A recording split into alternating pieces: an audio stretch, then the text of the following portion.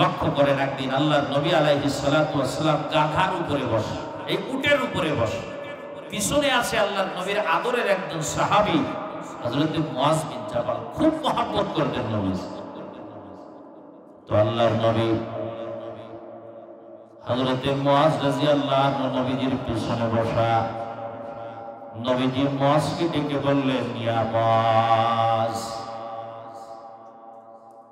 হযরত মুআজ রাদিয়াল্লাহু আনহু বললেন, লাব্বাইক ওয়া সাদাইক ইয়া রাসূলুল্লাহ। নবীজি ডাকার পরে হযরত মুআজ লাব্বাইক বললেন, আমি উপস্থিত আল্লাহর রাসূল। এই ডাকার পরে হযরত নবী করিম সাল্লাল্লাহু আলাইহি সাল্লাম চুপ হয়ে গেলেন। আরেকটু সময় যাওয়ার পরে আল্লাহর নবী আবার হযরত মুআজকে ডাক দিলেন, ডাক দিয়ে বললেন, ইয়া মুআজ। মুআজ পিছন থেকে বললেন, লাব্বাইক ওয়া সাদাইক ইয়া রাসূলুল্লাহ। নবীজি আবার চুপ হয়ে গেলেন। হযরত মুআজ চিন্তা করতেছে, নবীজি আমাকে ডাকতেছেন, আবার কেন নবীজি চুপ হয়ে যাচ্ছেন তাকানের দিকে। 3 নম্বর বরাবর আল্লাহর নবী ডাকলেন। ডাকার পরে আল্লাহর নবী মুআজকে বললেন, ইয়া মুআজ। হযরত মুআজ বিন জাবাল বলতেছে, লাব্বাইক ওয়া সাদাইক ইয়া রাসূলুল্লাহ। আল্লাহর নবী গোলাম হাজির, আপনি কি বলবেন বলে। নবীজি আবার চুপ থাকলেন। এই যে মুআজকে প্রথমবার ডাকলো, প্রথমবারই ডেকে তো কি বলবে এটা বললে তো মিটে যায়, কিন্তু নবীজি বলতেছেন না, দেখতেছেন যে মুআজ অ্যালার্ট আছে কিনা। আবার ডাক দিয়েছেন, কিছু বলেন না। আবার ডাক দিয়েছেন, কিছু বলেন না। চতুর্থবারে যে ডাকের পরে উত্তর দিলে বলতেছে। মুহাদ্দিসিনে কিরাম বলেন, নবীজি 3 বার এইভাবে ডেকে চুপ থাকলেন কেন? মুহাদ্দিসিনে কিরাম বলেন যে নবীজির চুপ থাকার দ্বারা উদ্দেশ্য হলো যে আল্লাহর নবীর সামনে যে কথাটা বলবে এটা বড় দামি কথা, এটা শোনার আগ্রহ মুআজের আছে কিনা। লক্ষ্য করেন আমার দিকে,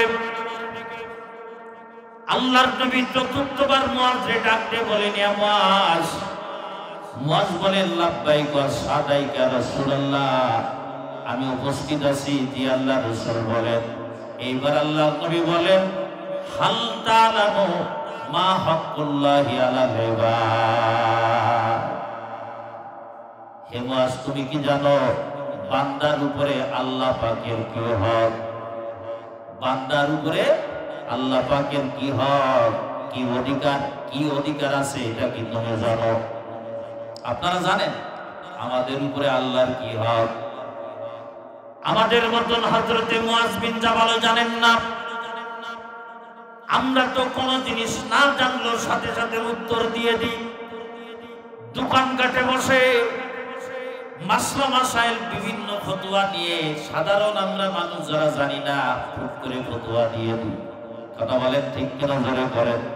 দোকানে মুফতি সাহেবের অভাব নাই, অথচ ইমাম সাহেব ভালো করে মাসলা জানেন, আর মুফতি সাহেব দোকানের মুফতিরা ফতোয়া দিয়ে দেয়। মনে রাখবেন, যে জিনিস যার অধিকার নাই ওই জিনিস যদি ব্যবহার করে তার কবিরা গুনাহ হবে। তুমি ডাক্তার না, তুমি যদি ওষুধ দাও, তোমার ওষুধ সঠিক হলো, তোমার ওষুধ কিন্তু গ্রহণযোগ্য হবে না, এটা তোমার ভুল ট্রিটমেন্ট হতে পারে। তুমি আমি মুফতি না, কোন যদি মাসলার যদি দরকার হয় বলবো যে আমরা আলেম না, আমরা জ্ঞানী না। যিনি জানে, যাও ইমাম সাহেবের কাছে যাও, ইমাম সাহেবের কাছে গেলে উনি ফতোয়া দিয়ে দিবে। এই বিষয় নিয়ে আমাদের মাথা ঘামানোর দরকার না।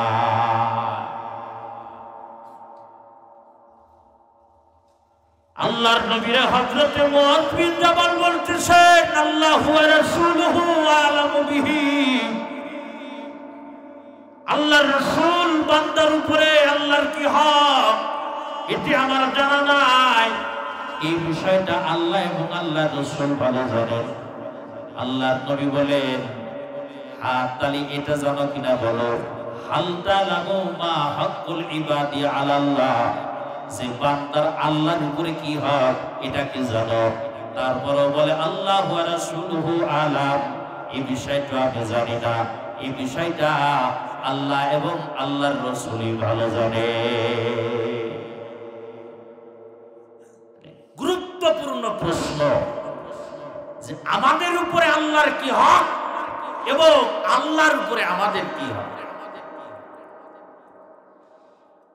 অন্তত পক্ষে আজকে যদি আমি কোনো আলোচনাও না করি, আজকের আলোচনার দ্বারা এতটুকু যদি বাড়ি নিয়ে যাই, আমাদের উপরে আল্লাহর কি হক আছে, আল্লাহর উপরে আমাদের কি হক আছে, এটা হাদিস থেকে জেনে আসছি। এর উপরে আমল করলে আজকের মাহফিল সফলতা। আলহামদুলিল্লাহ, আল্লাহর নবী বললেন, মুআজ বান্দার উপরে আল্লাহ পাকের যে হক, আল্লাহ ইউশরিকু বিহি শাইআ, আল্লাহর উপরে বান্দার হক হলো, আর বান্দার উপরে আল্লাহর হক হলো আল্লাহর সাথে বান্দা কাউকে শরীক করবে না। জোরে জোরে বলেন সুবহানাল্লাহ। তো জবান খুলে বলবেন আল্লাহ কয়জন, জোরে গান, এবার জোরে গান, আল্লাহ কয়জন। এই আসমান সৃষ্টি করেছেন কে? এই জোরে বলেন আল্লাহ নামটা জোরে বলেন। অন্ধকার রাত্রি বলেন আসমান কে সৃষ্টি করেছেন? জমিনকে সৃষ্টি করেছেন। আপনাকে কে সৃষ্টি করেছেন? আমাকে কে সৃষ্টি করেছেন? এক আল্লাহ। কুল হুয়াল্লাহু আহাদ। হে নবী আপনি বলে দেন আল্লাহ হলো এক, আল্লাহুস সামাদ, আল্লাহ হলো বেনিয়াস। এই আসমান সৃষ্টি করতে আল্লাহর আরেকজন দরকার হয় নাই, এই জমিন সৃষ্টি করতে আল্লাহর আরেকজন দরকার হয় নাই, এই আসমানের ভিতরে নক্ষত্ররাজি, এই গ্যালাক্সি এগুলো সৃষ্টি করতে আল্লাহর আর কিছু দরকার হয় নাই। আপনাকে সৃষ্টি করতে আল্লাহ কোনো জিনিসের মহতাজ নাই। আল্লাহুস সামাদ, আল্লাহ হলো বেনিয়াস। লাম ইয়ালিদ ওয়া লাম ইউলাদ, আল্লাহ কাউকে জন্ম দেয় নাই, আল্লাহকে কেউ জন্ম দেয় নাই। ওয়ালাম ইয়াকুল লাহু কুফুয়ান আহাদ, এবং আল্লাহর কোনো সমকক্ষ নাই। জোরে জোরে বলেন সুবহানাল্লাহ। এই যে সূরা ইখলাস, এই যে আল্লাহ ৭১ বার, আল্লাহ যে এক ৭১ বার, এই সূরার নাম কত জানেন আপনি? আল্লাহর নবী সূরা ইখলাস কুলুস শুরু যারা কই আমরা বাংলায়, কিসের শুরু? কুলুস শুরু। বাংলায় গ্রামঘাটে কয় না আমরা কুলুস শুরু। এই কুলুস শুরু এর দাম পাওয়ার কত জানেন? আল্লাহর নবী বললেন কেউ একবার যদি কুলুস শুরু পড়ে, এই কুরআনুল কারীমের ৩ ভাগের ১ ভাগ পড়লে যে সওয়াব, একবার কুলুস শুরু পড়লে আল্লাহ সেই সওয়াব দান করে। আরে জোরে কর না সুবহানাল্লাহ। ২ বার পড়লে, ৩ বার পড়লে পূর্ণ ১ খতম কুরআনুল কারীম তেলাওয়াত করার সওয়াব আল্লাহ পাক আমলনামায় দান করেন। জোরে কর সুবহানাল্লাহ।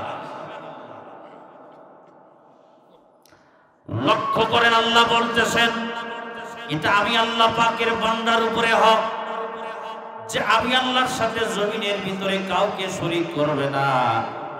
যদি হকটা কোনো বান্দা যদি আদায় করে যদি কবরের ভিতরে আসে, তাহলে আমি আল্লাহর উপরে বান্দার হক হয়ে যাই যে আমি ওই বান্দাকে আমি আল্লাহ একদিন না একদিন জান্নাত দান করব। আমরা যদি আল্লাহর সাথে শরীক না করে যদি কবরে যাইতে পারি, কবরে যদি যাইতে পারি, তাহলে আল্লাহ একদিন না একদিন এই যে দুনিয়ার সর্বনিম্ন যে জান্নাত, এই যে দুনিয়া আমরা দেখতেছি, এরকম দুনিয়ার সমপরিমাণ 10টা দুনিয়া আল্লাহ পাক সবথেকে যে নিচের জান্নাত পাবে তাকে দান করবে। জোরে কোন আল্লাহু আকবার দান করবে। 1 বিঘে জমি আল ঢেলে নিয়ে কত মারামারি আর কত আনি জান্নাতে দুনিয়ার মতো কমপক্ষে 10টা দুনিয়া। ভাইরা আমার, তাহলে দেখেন যে আমাদের উপরে আল্লাহর হক আছে, বান্দার উপরেও কি আছে? আল্লাহর হক আছে। আমি যেহেতু রাত গভীর হয়ে গেছে, এই হক নিয়ে একটা বিষয় নিয়ে যদি আমি আলোচনা করি, একটা বিষয় লাগবে 1 ঘন্টা, একটা বিষয় লাগবে কয় ঘন্টা? 1 ঘন্টা লাগবে। এর ভিতর থেকে যেহেতু ডিসেম্বর মাস চলতেছে, এখানে আমাদের যারা বাপ আছে, আমাদের উপরে আমাদের সন্তানদের অধিকার আছে। আবার আমরা যারা বাপ মা আছি, বাপ মার উপরে একই সন্তানদের উপরে বাপ মার অধিকার আছে কি নাই? জোরে কন, আর একটু আস্তে কন। আছে। সব জায়গায় একটাই আলোচনা হয়, সব জায়গায় একই আলোচনা হয়, এই ছেলেরা এই মেয়েরা বাপ মারে কষ্ট দিস, বাপ মারে কষ্ট দিলে জাহান্নাম। অবশ্যই কোনো সন্দেহ নাই, বাপ মা যদি কষ্ট পায় তাহলে ওই সন্তানের জিন্দেগি বরবাদ। কুরআন হাদিসে এই আলোচনা ব্যাপক আকারে আছে ভাইরা আমার। কিন্তু এই আলোচনা আমি খুব কম শুনি যে বাপ মার উপরে সন্তানের যে অধিকার আছে, এই অধিকার আদায় করে। এই অধিকার কি করে না? আদায় করে না। বাপ মা যখন বুড়ো হয়ে যায়, বাপ মা বুড়ো হয়ে গেল, এবার ছেলে মিলে কথা শোনে না। বুড়োর কি দুঃখ, বুড়ির কি দুঃখ, আমার ছেলে আমার সাথে কথা কয় না, আমার ছেলে ইলিশ মাছ গোপনে গোপনে বোর সাথে খায়, আমার নাল বেড়ে যায়। আরে আমরা কি কষ্ট করে লালন পালন করেছি, কত কিছু করেছি, কত রকম অভিযোগ দেয়, তাই কি দরকার? অভিযোগ ঠিক আছে, কিন্তু এই সন্তান কেন তোমাকে খাইতে দেয় না, এই অভিযোগটা তো আছে। এই সন্তান কেন তোমার সাথে দুরাচরণ করে, এই অভিযোগ আছে। এই সন্তান কেন আজকে তোমার পরিচয় দেয় না, এই অভিযোগটা তো আছে। কারণ আগে সন্তান বাপ মার উপরে সন্তানের, একে আগে সন্তানের উপরে বাপ মার হক না, বোঝেন? আগে সন্তানের উপরে বাপ মার হক না, বরঞ্চ আগে বাপ মার উপরে সন্তানের হক। কথা বোঝেন? কার উপরে সন্তানের হক? বাপ মা সন্তানের হক আদায় করলেই তো সন্তান বাপ মার হক আদায় করবে। এলে কথা বুঝতে গেলেও একটু ব্রেন খাওয়া লাগবে, পেঁয়াজ গোজ লেগে যাবে, বোঝেন কি? আবার বলে, আমি কথা বোঝার জন্য বলতেছি, সন্তান বাপ মার উপরে সন্তানের হক আগে, এরপরে বাপ মা যদি সন্তানের হক আদায় করে তাহলে সন্তানের উপরে বাপ মার হক দ্বিতীয় ভরসা।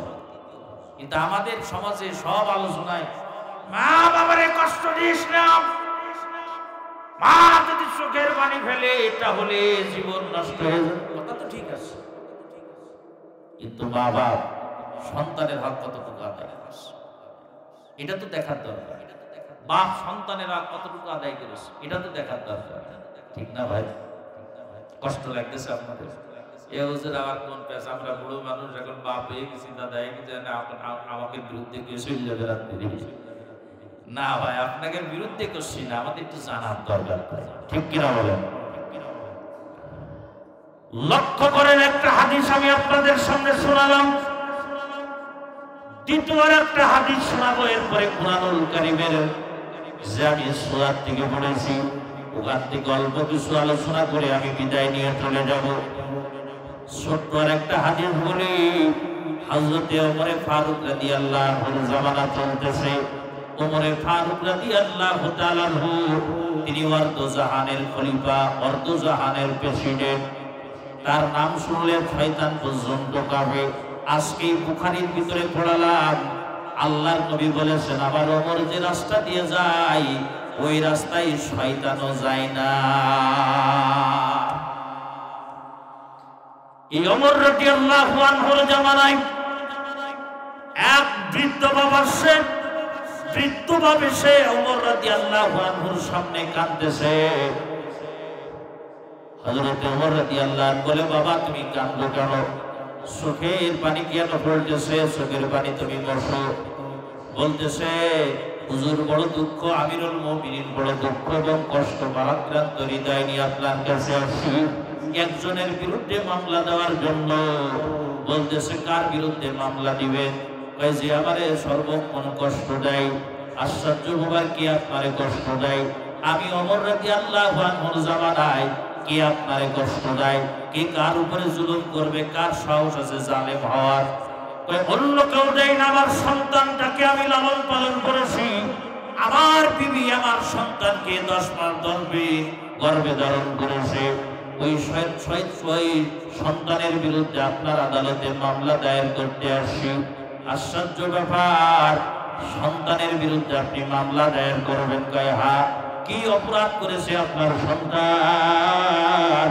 কয় আমার সন্তান এখন সে বড় হয়েছে, এখন সে টাকা পয়সা রোজগার করা শিখছে, কিন্তু আমার বাপ বলে একবারের জন্য বাপ বলে ডাক দেই না, আমার বিবিকে মা বলে ডাক দেই না। তারা ভালো মন্দ খায় কিন্তু আমাদেরকে ভালো মন্দ খাবার দেয় না। যত প্রকার কষ্টের পথ আসে সব প্রকার কষ্ট এ সন্তান আমারে দেয়। হুজুর, এই সন্তানের বিচার আপনার করা লাগবে। আমিরুল মুমিনিনের কাছে যখন বিচার দিয়েছে, হযরত ওমর ফারুক রাদিয়াল্লাহু তাআলা আনহু তিনার চোখটা লাল হয়ে গেছে, চেহারাটা লাল হয়ে গেছে। আমার দিকে লক্ষ্য করেন আমার বাবা, আমার জামানায় এত বড় দুঃসাহসী ছেলেটার প্রহরীকে পুলিশকে বলতেছে, যাও ইনার সন্তানকে বলো আমিরুল মুমিনিন হযরতে ওমর তোমারে ডাকতেছে, যদি এর চিনার ছেলে যদি না আসে তাহলে অবশ্যই তাকে গ্রেফতার করে আমার সামনে উপস্থিত করবা। বাপের কেস ছেলের বিরুদ্ধে, বাপের কেস ছেলের বিরুদ্ধে। এখন কিন্তু বাবা ছেলেরা কিন্তু বাপরেও মাইরে ফেলা জমি জাতির জন্য। কথা বলেন ঠিক কিনা? জোরে কয়েকদিন আগেও পত্রিকায় আছে কোন জায়গায় বাস ছেলে মারে মেরে ফেলেছে। কি অপরাধ? মার অপরাধ হইল এই ছেলেটা যারে ভালোবাসে মা তারে মানবে না, এই হলো মার অপরাধ। কথা বলেন ঠিক কিনা? জোরে বলেন। আমার বন্ধু, আমার বাবাজি, এই বাপের সন্তানকে পুলিশ যে বলল আমিরুল মুমিনিন হযরতে ওমর আপনাকে সালাম দিয়েছে, অবশ্যই অবশ্যই কি করতে হবে? এখনই আপনাকে ওমর রাদিয়াল্লাহু আনহুর সামনে যাইতে হবে, আদালতে যাইতে হবে। আপনি যদি না যান আপনাকে গ্রেফতার করে নিয়ে যাওয়ার পরোয়ানা জারি হয়েছে। আমি কি বা করলাম? আমাকে গ্রেফতার করে নিয়ে যাইতে হবে। যাওয়া লাগবে না, আমি নিজেই যাইতেছি। চলো। হযরতে ওমর ফারুক রাদিয়াল্লাহু আনহুর সামনে দাঁড়ায়া সালাম দিয়েছে, আসসালামু আলাইকুম ওয়া রাহমাতুল্লাহি আমিরুল মুমিনিন, আপনি কি আমারে ডাকছেন? কয় হ্যাঁ ডাকছি। হযরতে আমিরুল মুমিনিনের চোখটা বড় বড় হয়ে রয়েছে আর চেহারাটা লাল হয়ে রয়েছে। আমিরুল মুমিনিন বলতেছেন, ওই দিকে তাকায়া দেখো, এই মুরব্বীকে তুমি চেনো কিনা? বলতেছে হ্যাঁ, ওই মুরব্বীকে চিনি। কি ভাই তোমার? কয় আমার জন্মদাতা বাপ। কয় ঠিক আছে তো, কয় কোনো সন্দেহ নাই। কয় বাপ মানে তুমি কষ্ট দাও? কয় হ্যাঁ কষ্ট দিই। এই বাপ মানে খাইতে দাও না? কয় হ্যাঁ আমি খাইতে দিই না। এই বাপ মানে বাপরে তুমি ডাকো না? কয় হ্যাঁ আমি ডাকি না। আশ্চর্য ব্যাপার হয়ে গেলে হযরত ওমর কি ব্যাপার মুখে বুকে উত্তর দিয়ে দিতেছেন আবার সত্য। আসলে এর ভিতরে তাহলে কোনো ঝামেলা আছে? এর ভিতরে কি আছে? ঝামেলা। বলতেছে আমিরুল মুমিনিন, আমার বাপ আপনার কাছে তো আদেশ নালিশ দিয়েছে, কেস দিয়েছে, কেসের মীমাংসা তো আপনি তাহলে এখনই করবেন মনে হয়? কয় হ্যাঁ এখনই মীমাংসা করবো। কয় কি শুধু বাপ মা কি সন্তানের বিরুদ্ধে কেস দেবে? সন্তান কি বাপ মার বিরুদ্ধে কেস দেবে না? সন্তান কি বাপ মার বিরুদ্ধে কেস দেবে না? কথা ভালো করে বোঝেন। বাপ মা কি শুধুমাত্র সন্তানদের দোষারোপ করবে আর সন্তান কি বাপ মাকে দোষারোপ করতে পারবে না? হযরতে ওমরের আল্লাহর নবীর হাদিস মনে পড়ে গেল, কিয়ামতের ময়দানে অনেক বাপ মা ধরা খেয়ে যাবে যাদের সন্তান বাপ মার বিরুদ্ধে আল্লাহর আদালতে কেস দিবে। হ্যাঁ, সন্তানও বাপ মার বিরুদ্ধে কেস দিতে পারে। কয়েল আমার বাপ তালি কেস দিয়েছে, আমি উল্টো কেস দেব।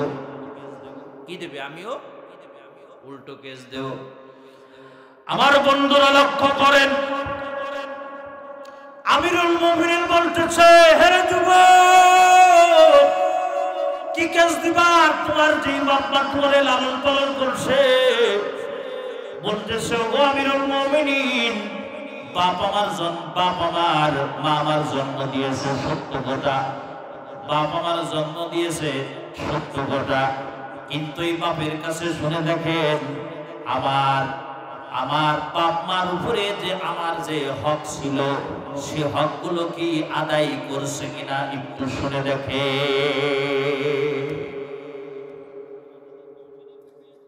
আমি ছোটবেলায় আমি আমার ইসলামের উপরে চলতে পারছি কিনা সে খোঁজ খবর কোনোদিন নেই নাই, বরং আমার বাপ আমি যখন ছোট ছিলাম আমার দ্বারা মদ কিনাইছে। কি কিনাইছে? আমার দ্বারা মদ কিনাইছে, আমি মদ কিনে আনি তার কাছে দিয়ে দিছি। অনেক বাপ আছে ছোট ছেলে যারা এখন শিক্ষায় শিক্ষিত হবে, স্কুলে পড়বে অথবা মাদ্রাসায় পড়বে অথবা নুরানিতে পড়বে, বাপ এত বড় বিয়াদবের বিয়াদব ছেলেদের 10 টাকা ধরা দিয়ে ওই দোকানতে সিগারেট নিয়ে আসে কিনা। ও চিন্তা করে বাপ যখন সিগারেট টানতে করছে আমি ওই পাশে আমি একটা ধরায় দুটো টান দিয়ে আসি, আমি ধরায় গিয়ে ফিরে আসি, টান দিয়ে আসি, ওই ব্যাস আস্তে আস্তে ও সিগারেট কর হয়ে যায়। কয় শুধু তাই নাই, আমারে মদ আনতে কয় নাই। এই বাপ যখন যৌবন তার কাটাইছে আমার মাকে কি পরিমাণ কষ্ট দিয়েছে। আপনি আমার মাকে ডাকেন, আমার মা মুসলমান, আমার মা আপনার আমার বাপের বিরুদ্ধে সাক্ষী দিবে আমাদের কি পরিমাণ অত্যাচার করেছে। না খাই আসে আমার বাপ কোনোদিন খোঁজ নেই নাই, পরনে কাপড় নাই, গায়ে কোনো জামানায় খোঁজ নেই নাই, কুরআনুল কারীমের শিক্ষা আমাদের দেয় নাই, নামাজের শিক্ষা আমাদের দেয় নাই, আল্লাহু আকবার মাসলা মাসাইলের শিক্ষা দেয় নাই, আল্লাহর নবীর যে আদর্শগুলো রেখে গিয়েছে সে শিক্ষা আমার বাপ দেয় নাই। আজকে আমরা বড় হয়েছি কিন্তু আল্লাহর নবীর আদর্শ সম্পর্কে জানি না। আজকে আমরা বড় হয়েছি কিভাবে নামাজ পড়তে হবে আমার বাপ আমাদের শিক্ষা দেয় না। এখন আমরা বলবো, এখন আপনি বলেন এই বাপ মা জীবনে কোনোদিন আমার হক আদায় করে নাই, সে নিজের হক না আদায় করে এখন তার হক আরেকজনের হক সে আদায় করার অধিকার চাই। বলেন আগে কার কেস, কার হক আপনি আদায় করবেন এবার বলে। হযরতে ওমর বলতেছে এই বিটা মুরব্বি দিকাই কেস ঘুরে গেছে, কেস কি হয়ে গেছে। তো ছেলে যে কথাগুলো বলতেছে এই কথাগুলো সত্যি কি মিথ্যে ভালো করে কর। ওর মুখে আর কিন্তু কোনো ভাষা নাই, চুপ হয়ে গেছে। কয়েক তলোয়ারে ধরবো না কথা বলবি বল। বলে আমিরুল মুমিনিন আমার ছেলে যেই কথাগুলো বলেছে এই কথার ভিতরে কোনো সন্দেহ নাই, আসলে আমি বাপ হইয়া আমার সন্তানের হক আমি আদায় করতে পারি না।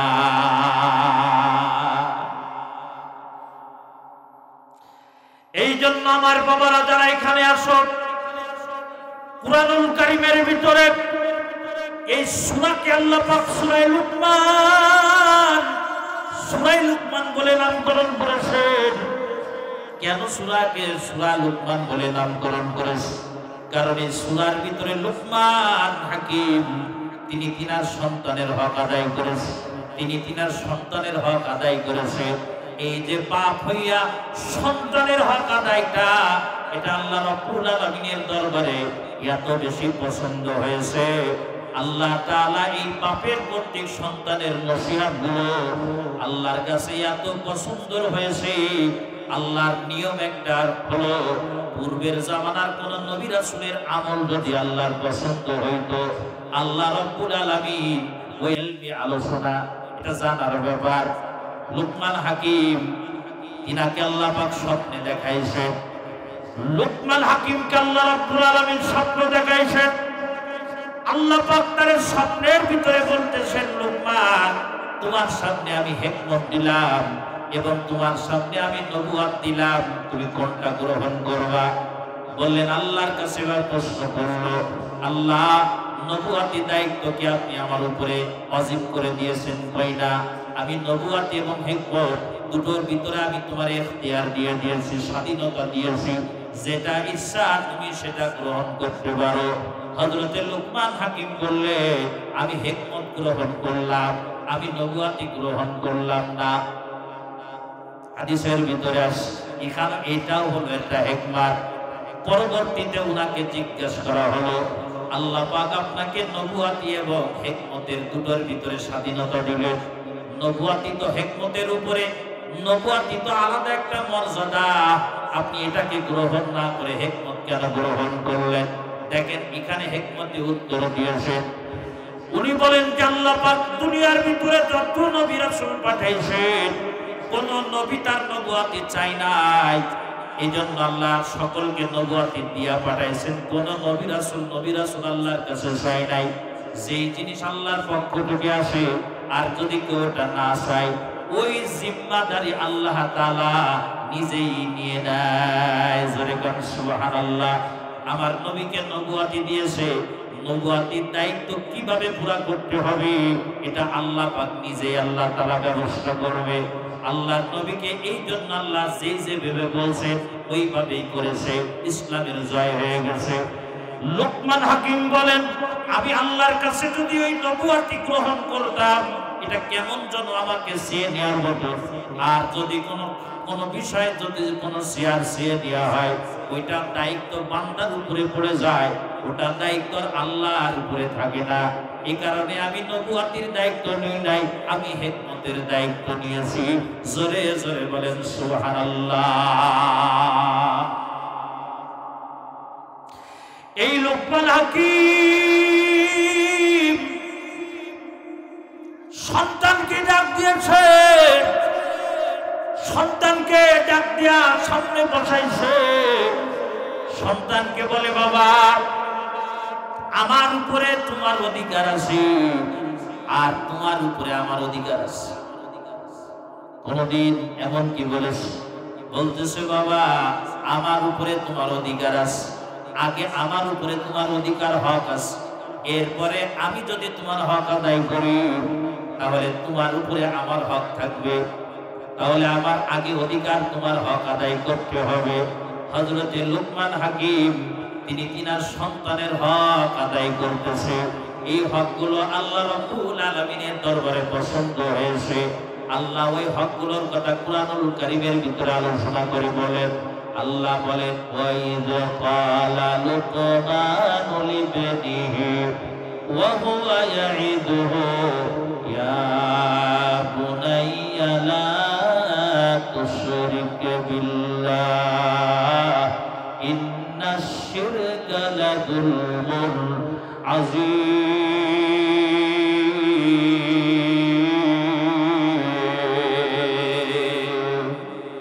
জোরে গান আল্লাহু আকবার। আরে বাবা, নেতারা যখন স্লোগান দিতে গায় তখন তো স্লোগানের টালায় গলা ভেঙে যায়। স্লোগান দিতে গলা ভেঙে যায়, পরের দিন কটাকটি পারে না। এসা কি বাবার গলা ভেঙে গেল কেন? ওই চেয়ারম্যানের মার্কা আমার ভাই, তোমার ভাই, অমুক ভাই মার্কা বলতে যায় গলা ভেঙে গেছে।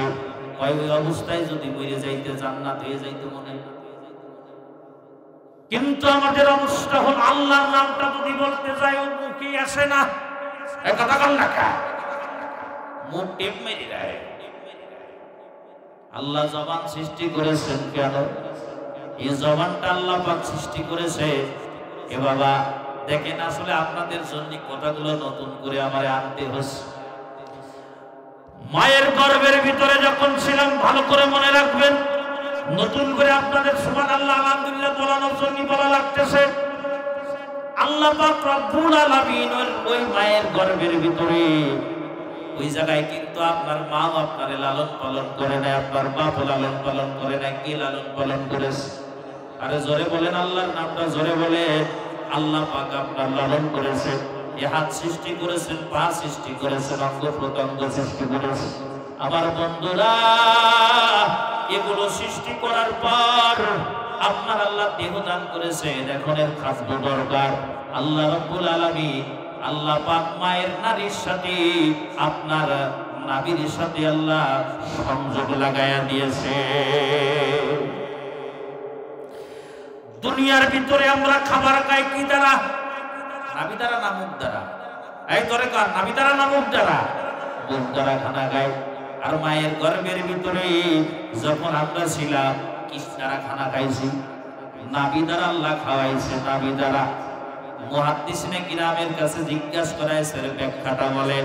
এর ব্যাখ্যাটা হলো এই, আল্লাহ তো মুখ দ্বারাও তো আল্লাহ খাওয়াইতে পারতেন। যে আল্লাহ নাভি দ্বারা খাওয়াইতে পারে, ওই আল্লাহ মুখ দ্বারাও খাইতে পারে, কিন্তু আল্লাহ পাক রক্তটা এটা আমাদের খাবার বানাইছে মায়ের গর্ভের ভিতরে, ওইটা আল্লাহ নাভি দ্বারা পুশ করেছে, মুখের দ্বারা পুশ কেন করলেন না? মুহাদ্দিসিন কিরাম বলেন আল্লাহ পাক মুখে নাপাক রক্ত লাগাইলাই, কারণ এই জমিনের ভিতরে বান্দা এই জবান দ্বারা আল্লাহ বলে আমি আল্লাহকে ডাক দিবে, এই জবান দ্বারা সুবহানাল্লাহ বলবে, এই জবান দ্বারা আলহামদুলিল্লাহ বলবে, এই জবান দ্বারা আল্লাহু আকবার বলবে, এই জবান দ্বারা বলবে লা ইলাহা ইল্লাল্লাহ, লা ইলাহা ইল্লাল্লাহ। এই জবান দ্বারা আমার বান্দা কুরআনুল কারীমের তেলাওয়াত করবে। এই বাবা এই জন্য জবানের বড় দাম, গান গাওয়ার জন্য বাবা এ জবান আল্লাহ তোমারে দান করে নাই। আহা, মানুষের গীবত করার জন্য জবান দান করে নাই, মিথ্যা বলার জন্য আল্লাহ জবান দান করে নাই, কাউকে গালিগালাজ করার জন্য আল্লাহ জবান দান করে নাই। আল্লাহ এ জবান দান করেছে, এই জবান দ্বারা আল্লাহর নাম উচ্চারণ হবে। এই বাবা গভীর রাত্রে একটু আল্লাহকে ডাক দিয়ে বলেন না আল্লাহ, বের হচ্ছে না, আরে কষ্ট রে, আল্লাহর নাম নিতে কত কষ্ট, আমি চেঁচাই মেরে যাচ্ছি আর আপনাদের আল্লাহর নাম বের হচ্ছে না। একটু জোরে মুহাব্বতের সাথে বলেন না আল্লাহ, আরো জোরে কান লিল্লাহে তাকবীর, আরো জোরে লিল্লাহে তাকবীর। আল্লাহ তাকায় দেখো, যে জবান তুমি সৃষ্টি করেছিলা ওই জবান দ্বারা তোমার বান্দারা তোমারে কেমন করে ডাক দেয়। আল্লাহর বাবা ছেলে নাই, আল্লাহর বাবা মেয়ে নাই, আল্লাহর কোনো বিবি নাই, আল্লাহর কোনো মা বাবা নাই। যারা আল্লাহকে ডাকবে আল্লাহ পাক আদর করে আপনারে আমারে বানাইছে। আল্লাহ শুধু একটাই সাহনি, আমার বান্দারা আমি আল্লাহকে আল্লাহ বেলা ডাক দিবে। জোরে জোরে বলেন আল্লাহু আকবার। আমি যে আলোচনা করতেছিলাম লক্ষ্য করেন, লম্বা আলোচনা। লুকমান হাকিম উনি ওনার সন্তানকে নসিহত করে বলেন, বাবা আগে আমার উপরে তোমার হক এটা আদায় আমারে করতে হবে। আমি বাপ হিসেবে তুমি আল্লাহর কি আল্লাহর সাথে কিভাবে তুমি বন্ধুত্ব করবা এর প্রথম অধিকার আমি তোমার আদায় করতেছি। হে সন্তান শোনো, ইয়া বুনাইয়া লা তুশরিক বিল্লাহ, আল্লাহর সাথে কাউকে শরীক করা যাবে না। আল্লাহর সাথে, বুঝছেন আপনারা? এটা দামি নসিহত না বেদামি নসিহত? কথা বুঝছেন? ভালো করে বললেন। এই শিরিকের কারণে, এই শিরিকের প্রতিবাদ করতে যে আমার নবী উহুদের ময়দানে মায়ের খাইছে কি খাইছে না? তায়েফের ময়দানে মায়ের খাইছে কি খাইছে না? আজকে আমাদের বাংলাদেশের কথা বলি, এই 5 আগস্টের আগের কথা বলি। এই জমিনের ভিতরে বাংলাদেশের যে স্কুলের যে সিলেবাস ছিল, আমাদের ছেলে মেয়েরা মুসলমান না হিন্দু? কথা বলেন, হিন্দু না মুসলমান? আমাদের সিলেবাস তৈরি করে ভারত, কথা বলেন ঠিক কিনা? ভারত তো হিন্দু, ওরাকে মুসলমানের সংস্কৃতি ঢুকবের মধ্যে কোনদিন ঢুকবে না। কারণে তারা ইসলাম ধর্মের ভিতরে বাবা প্রথম পৃষ্ঠার ভিতরে দিয়ে দিয়েছে মা কালীর ছবি। আশ্চর্য ব্যাপার, ঠিক কিনা জোরে কর? হযরতে আল্লাহর নবীর জীবনীটা উঠাই দিয়েছে, আবু বকরের জীবনে ছিল উঠায়া দিয়েছে, হযরতে ওমর ফারুকের জীবনে ছিল সেটা উঠায় দিয়েছে, খুলাফায়ে রাশিদিনের জীবনে ছিল সেটা উঠায় দিয়েছে। রাম মন্দিরের ঘটনা আমাদের স্কুলে পড়ায়। তার মানে দেখো, আন্তর্জাতিকভাবে আমাদের ছেলেদেরকে শিরিক কিন্তু শিক্ষা দেওয়া হতো। এরপরে বাবা সমকামিতা এই স্কুলের ভিতরে ভারতের মাধ্যমে কিন্তু আমাদের সন্তানদের ভিতরে পুশ করা হয়েছে। সেই সমকামিতার বিরুদ্ধে আল্লাহর ফজলে দেশের উলামায়ে কিরাম প্রতিবাদ জানাইছে। আমাদের মুসলমান রাষ্ট্রের ভিতরে, আমি আমার রাষ্ট্রের দিকে আমি যাব না। আমি বাপ হিসেবে আমার সর্বপ্রথম কর্তব্য হলো আমার সন্তান শিরিক করবে না। কিন্তু বাস্তবতা দেখেন, দুটো জিনিস আপনাদের আমি ধরায়া দিয়ে আমার বন্ধুরা লক্ষ্য করেন। আজকে বাবা যখন হিন্দুদের পূজা আসে তখন হিন্দুদের পূজা মুসলমানদের ছেলেরা আর মেয়েরা না গেলে হিন্দুদের পূজা কিন্তু সাকসেস হয় না। আশ্চর্য ব্যাপার। আমার জানা ঘটনা বলি, বাপ মার সাথে তর্ক বিতর্ক হয়েছে, লাস্টে বাপ মা বাধ্য হয়েছে। এক মেয়ে, তার মেয়ে বান্ধবী হলো এক হিন্দু, মেয়ে বান্ধবী হিন্দু। আমাদের দশরের ঘটনা বলি, পূজার সময় হিন্দু মেয়েটা মুসলমান ছেলেকে দাওয়াত দিয়েছে, বান্ধবী পূজায় আসবি, পূজায় আমাদের পূজায় তোরে দাওয়াত দিলাম। এখন বান্ধবী দাওয়াত দিয়েছে, এখন মার কাছে বাপের কাছে বাহানা দিয়েছে যে আমারে আমার বান্ধবী পূজায় দাওয়াত দিয়েছে, অবশ্যই আমাকে যাওয়া লাগবে, সুন্দর কাপড় চোপড় কিনে দেওয়া লাগবে। বাপ মা বলে তুমি তো মুসলমান, পূজায় যাবা কেন? আমাকে যাইতেই হবে, বান্ধবী আমার দাওয়াত দিয়েছে। এই বাপ মা কি করবে? আদরের সন্তান কত তো শুনতে হয়, তার জন্য ভালো ভালো সেট, 2 সেট কাপড় কিনে দিয়েছে।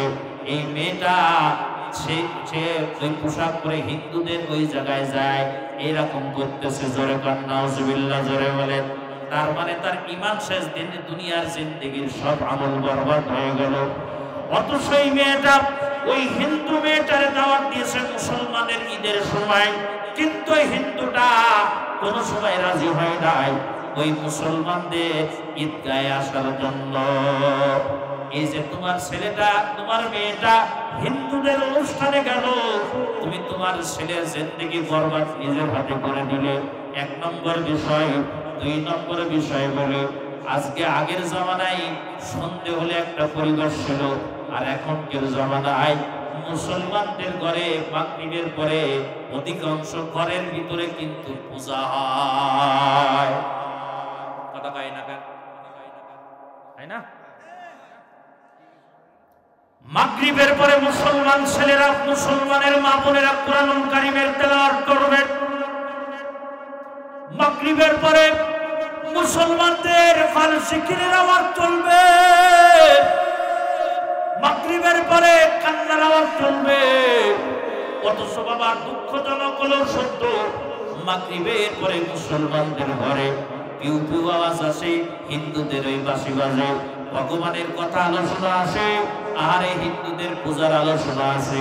তার মানে হিন্দুদের নাচ গান ছাড়িয়া দেয়, হিন্দুদের বিভিন্ন সিনেমা ছাড়িয়া দেয়, হিন্দুদের সিরিয়াল গুলো ছাড়িয়া দেয়।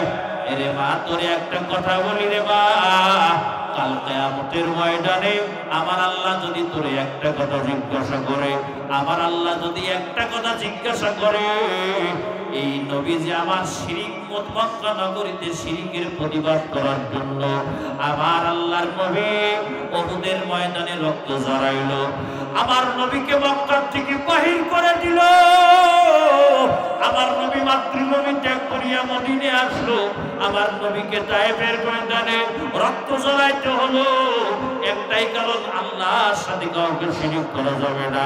তুই নাকি মুসলমান, ওই তোর ঘরে কেন শিরিক হলো? এর জবাবটা দিবি, তারপরে সামনে আগামী। জবাব কি দিতে পারবে? জোরে বলেন।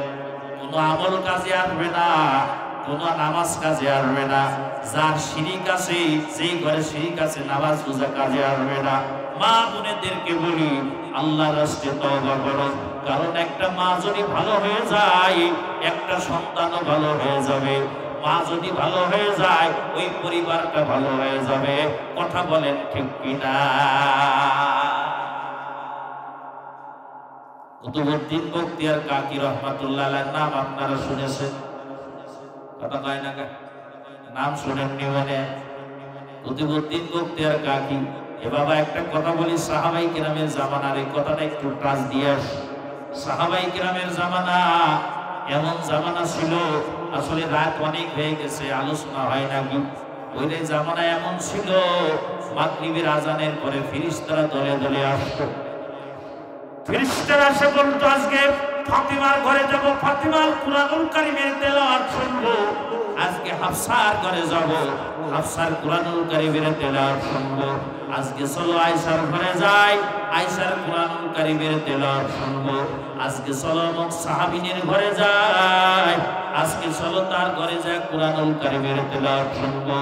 আর আজকে আমার মনে হয় ফেরেশতারা কোন মুসলমানদের ঘরে আসতে পারে না।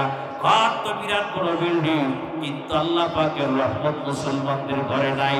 সাহাবীদের ঘর বিল্ডিং ছিল না, বাঁশের বেড়া ছিল বাবা, খেজুর পাতার ছাউনি ছিল, কিন্তু আল্লাহর ফেরেশতারা, রহমতের ফেরেশতারা ঘরে ঘরে দলবদ্ধ হয়ে আসতো। বলেন ঠিক কিনা?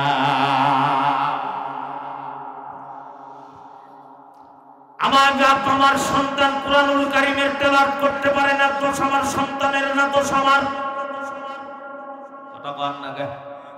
আমার সন্তান নামাজ পড়তে পারে না, দোষ আমার সন্তানের, আমি দেব না, দোষ আমার। আমার সন্তান পর্দা পুশিদায় থাকে না, দোষ আমি আমার সন্তানের দিব না, দোষ হলো আমার। কিয়ামতের ময়দানে সন্তান আমার বিরুদ্ধে মামলা দায়ের করবে। বাপ-মারা ভালো করে মনে রাখবে। একটা কথা বলে যাই, ওই যে কথা বলছিলাম কুতুবউদ্দিন বখতিয়ার কাকি রহমাতুল্লাহি আলাইহি, কুতুবউদ্দিন বখতিয়ার কাকির মা ছোটবেলায়, তার আগে বলি কয়েকদিন আমি ইউটিউবে না ফেসবুকে দেখলাম, আফ্রিকার একটা মা, তার ছেলের বয়স 7 মাস। ছেলের বয়স কত? 7 মাস। কি ভালো করে কথা বলতে পারে? কথা বলতে পারে না। এই মাটার সন্তান 7 মাস বয়স, কিন্তু আপনি যেখান থেকে আপনি কুরআনুল কারীমের ধরবেন, বলেন সূরা লুকমানের শুরুতে বলো, বা আপনি একটা আয়াত আপনি তেলাওয়াত করবেন, ওই আয়াতের পরের আয়াত থেকে 7 মাসের সন্তান তেলাওয়াত শোনায়া দিতেছে। সুবহানাল্লাহ জোরে বল। আমি কিন্তু 200 বছর আগের কথা বলি না, 500 বছর আগের কথা বলি না, বর্তমান চলমান জামানার কথা বলি। মার কাছে জিজ্ঞাসা করা হয়েছে, মা আপনার সন্তান এমন হলো কেন?